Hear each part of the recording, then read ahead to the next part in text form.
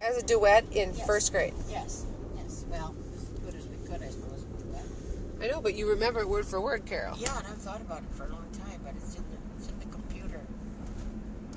Well, I think it's fascinating that they had you doing that, and that's...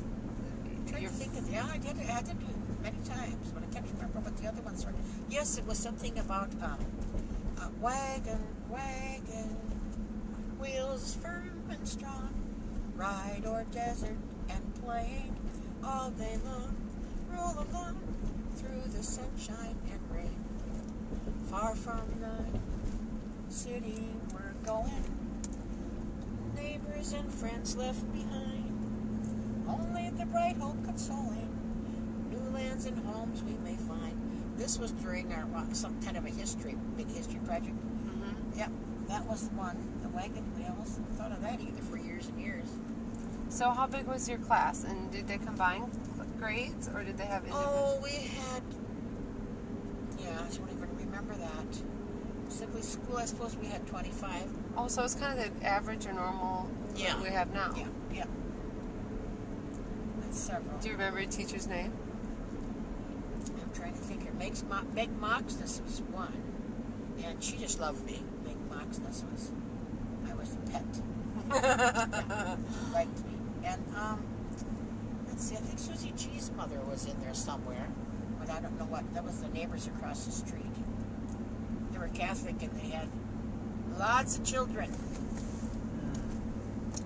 And So did you walk to school in the morning? yes, we did. And if we could just get by the Flynn boys, we'd make it to school alive, because they were tough. Tough and mean. They got Flynn's garage, you know. Oh. We had to really plot. In the morning before you left for school? Oh my God, to get past them, they were just waiting for anybody that they could get.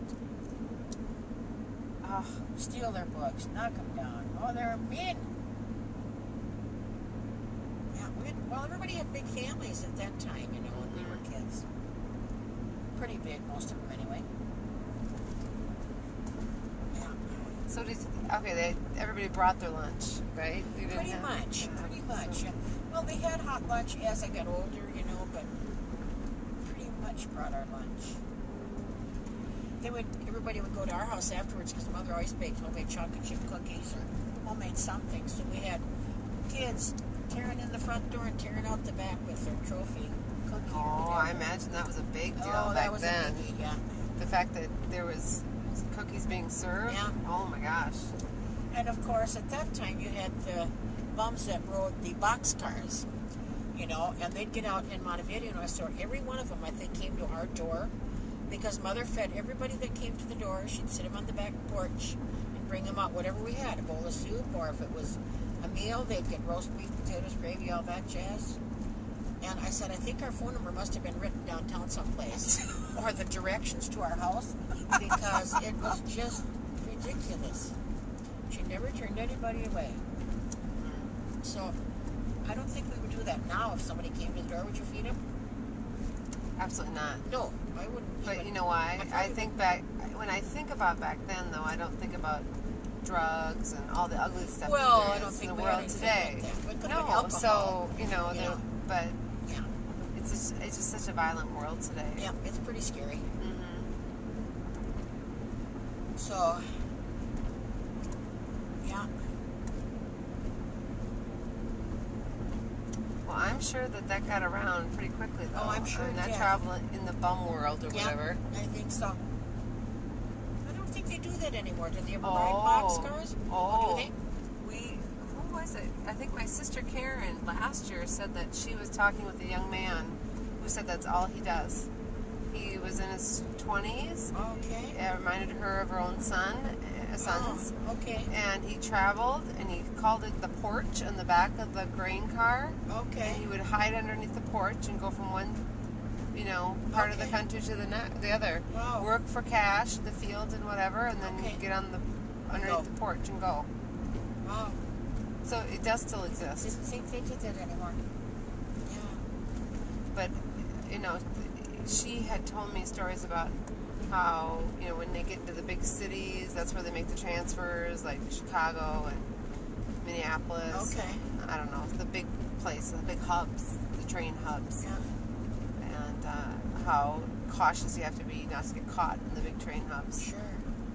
I don't know. It was fascinating. It's almost like someone should write a book about it. Really interesting. Yes. Mhm. I have to speak of interest. I have to take that folder off the dash when I get out. The blue Okay. folder's got stuff in it, so Okay. I can't forget that. All right, Carol. Papers, you mean? Yes. Up there underneath. Don't forget your papers. Papers. Yeah.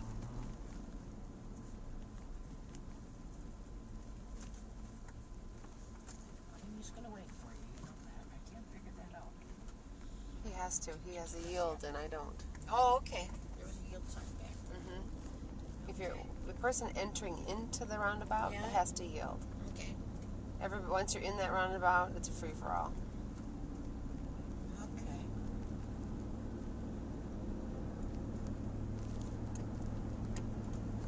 Wow. 10:20. You are cutting it right under the ropes there, Miss Carol Ann. What time is it? 10:20. It ain't 11 yet. I know, but it's funny. It's like your, what do you call it? What do they call it when your time that you have to be in by curfew? Curfew. Yes. And then we have this one patient, Carol Ann, aggressive. She always cuts it close on the curfew Yes. time. Well, they're going to be nervous about the medicine, but it went the last time. It was okay. But do you have different medicine again? Well, at summertime I do, but